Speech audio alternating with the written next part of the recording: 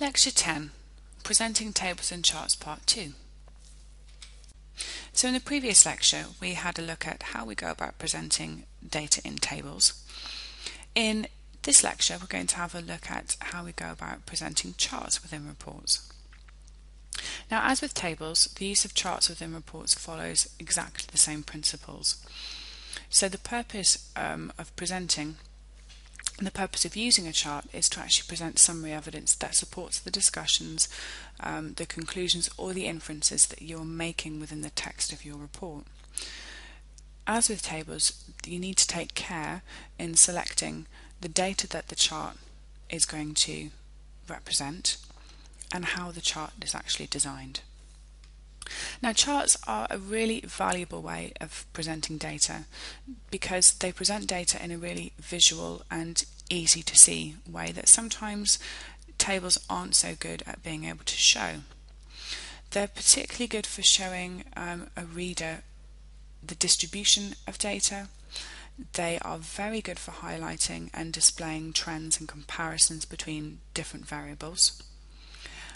And they're very good with showing either of these two things, either having a look at the distribution or having a look at trends and comparisons with very small numbers of values. Tables are less useful for representing information that is about relatively small numbers. Charts are not so good at showing a particular set of values. Okay, so tables are far more suitable for that, and we saw this in our example when we were having a look at in an earlier lecture. We were having a look at an example of a line graph, and we had a look at exam scores. Now, exam scores were not best represented by that particular line graph. They were actually much better represented in a frequency table. So when we're trying to examine a particular set of values, tables are far more suitable for that. Charts are also not very good at showing a very large number of categories within a value. So this is when we were talking a bit about our pie charts, when we were introducing pie charts, in that they're only useful at representing a certain number of pies. If we start a certain number of slices of the pie, if we start divvying everything up into, say, 20 different types of categories, visually showing that in a chart is very, very difficult. It's much easier to do that in a table.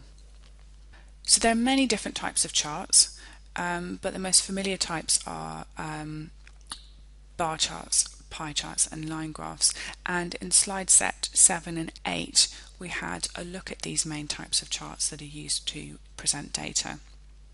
It's useful at this particular stage to remember that when we're actually choosing charts for presenting information within a report, charts are there for presenting the data clearly to the reader and not just to look great, but add a whole load of confusion when trying to interpret them.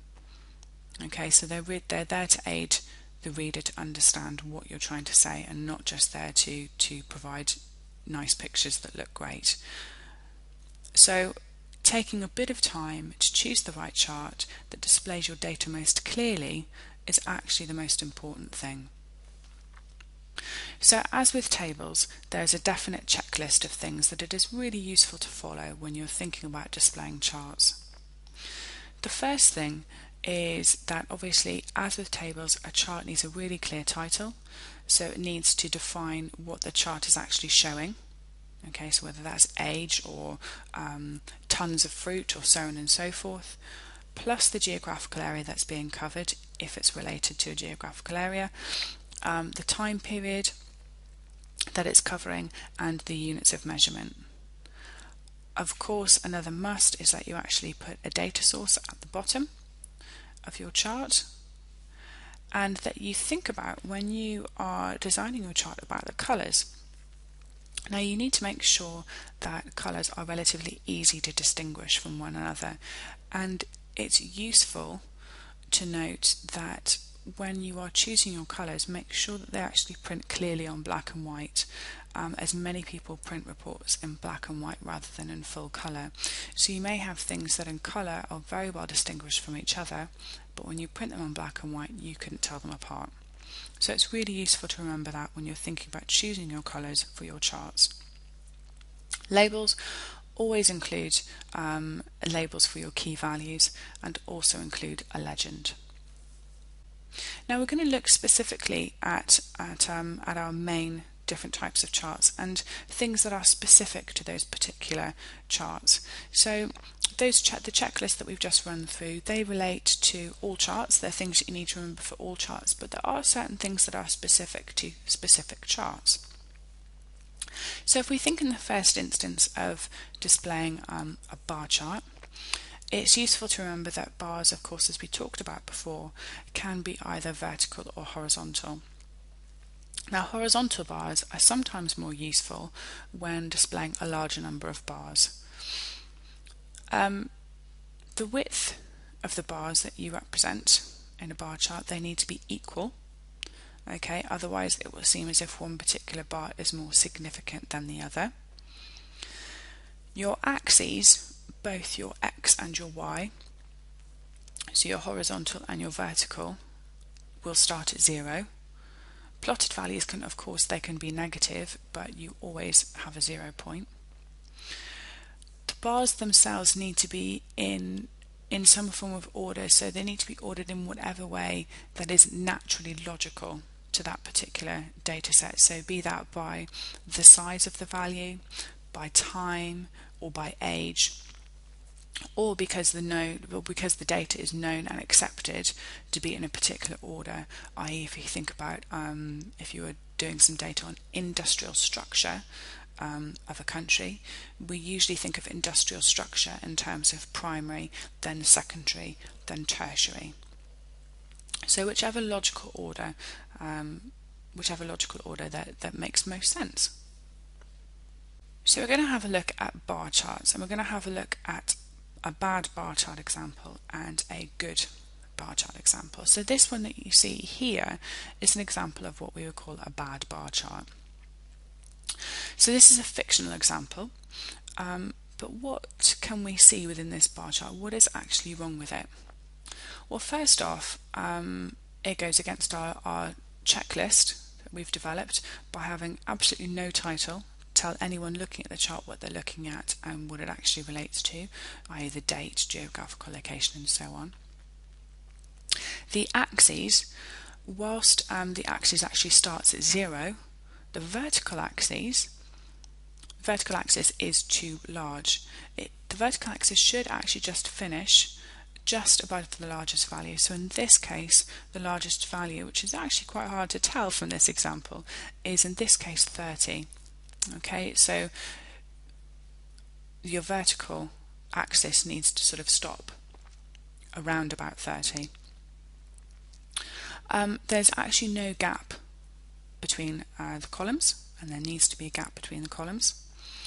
And there are also no labels to tell the reader what the value for each bar is. The data itself is presented in the wrong order, so it's not presented in a logical order. We can see here that our value of 50 to 64 should actually be in between our value of 40 to 49 and 60 and 65 and over. The data that is presented here in this bar chart, it's presented in a 3D format. Now, whilst this sometimes can look good and looks vaguely interesting because it's in 3D, it's actually really quite hard to see on this bar chart what the chart's actually showing. So it actually makes the data more difficult to read rather than easy to read, and it's an example of where things are done because they look good and interesting rather than actually make it easy for the reader to understand what it is that you're trying to show. In the next example, we have an example of what we call a good bar chart. So here we have some fictional data, okay, that follows our good practice guidelines. We can see here that we have a nice clear title. Each of the axes is labelled. The columns are of equal width and have the same size gap between them. They're labelled so that we know what the percentage is for each of the labels. It's nice, clear and easy to see, and it shows a reader exactly what it is that they want to see. So this is an example of a good bar chart, and you can see that it follows all of the good practice guidelines that we've talked about. Our next example, we're going to have a look at pie charts, and we're going to have a look at specific things that affect pie charts that you need to be aware of when representing pie charts in a report. Now, as we talked about before in one of the previous lectures, pie charts are very useful, but you need to limit the number of pie slices that are used. Too many can be confusing, and it can make it very difficult to distinguish between the different pies. Recommendations on how many is too many? Probably no more than 5 or 6 slices in a pie chart. As with bar charts, pie charts need to be ordered, okay, and the first pie slice needs to start at 12 o'clock. So if you imagine a clock face, your first pie needs to start at 12 o'clock. And pie charts, as you can imagine, are better for single variable analysis. So the age range of the age range of your survey, okay, is one single variable. If you wanted to compare that variable between a factor such as males or females, so the age range for males in your survey and the age range for females in your survey, a clustered bar chart would be far more appropriate for that. Now, in this example, we are having a look at what we mean by a bad pie chart example. So this is a fictional example of a very bad looking pie chart. But again, what is actually wrong with this pie chart? Well, it goes against, similarly with our other bad chart examples, it goes against our checklist. So first off, there's no title that actually to tell anyone that's looking at the chart what they're looking at and what it relates to. There are far too many slices of the pie. Okay, so the pie has lost absolutely any meaning. It's very difficult when we're looking at that to understand what any of that means and what the significance is of anything. So we've got way too many pie slices.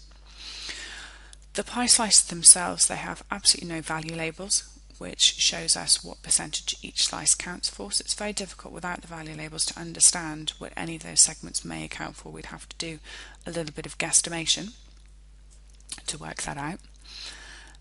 The data itself is actually presented in the wrong order.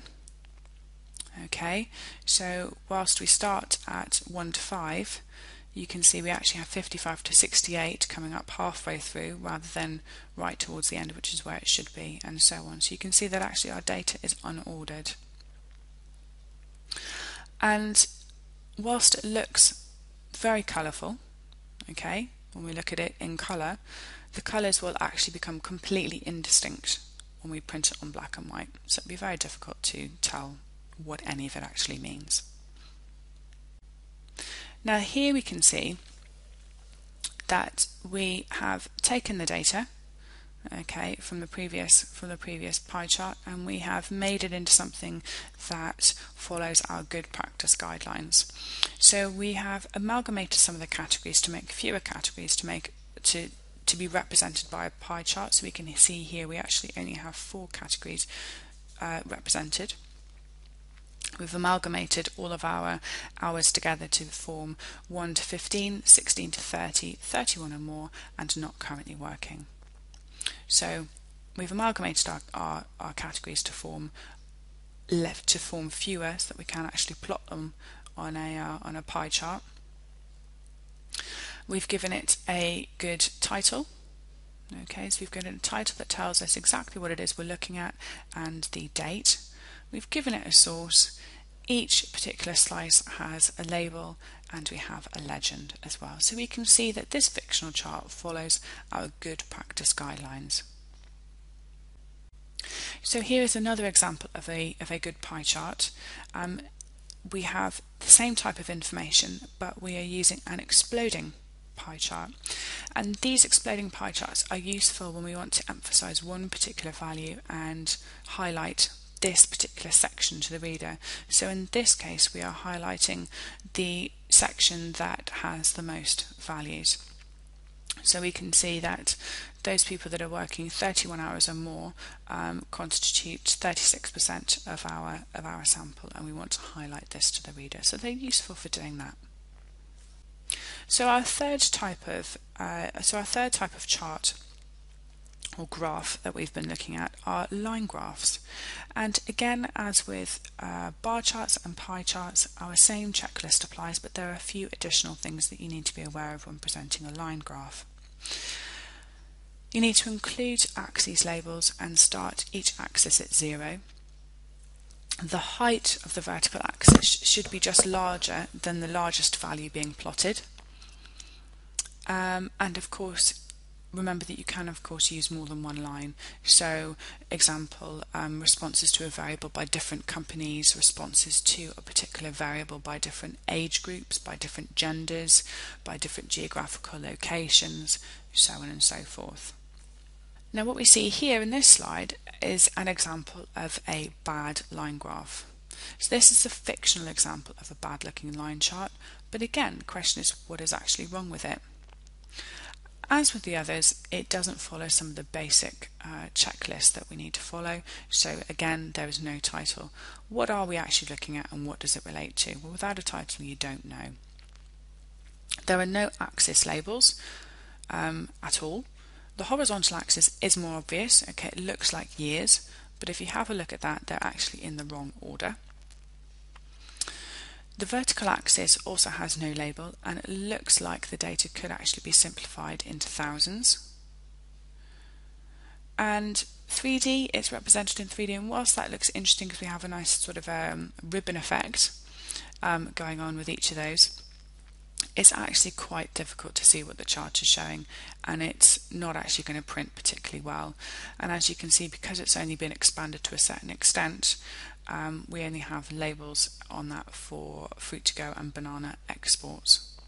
Okay, so we can't, it's very hard to see which line relates to which. This, by difference, is an example of a good line graph. So we've taken exactly the same fictional data about fruit exports by 4 fictional fruit exporting companies, and we've plotted them on a better looking line graph. So here you can see it follows all of the good practice guidelines by having a title, by having lines that you can see very clearly. There are also lines that if you print them out in black and white or in colour, you're going to be able to see. Each of the axes starts where they should do. They're also both labelled, and it makes it far easier to understand. So this is a good example of a good line graph. So hopefully this particular lecture series has given you an idea of how we go about presenting our tables and how we go about presenting charts.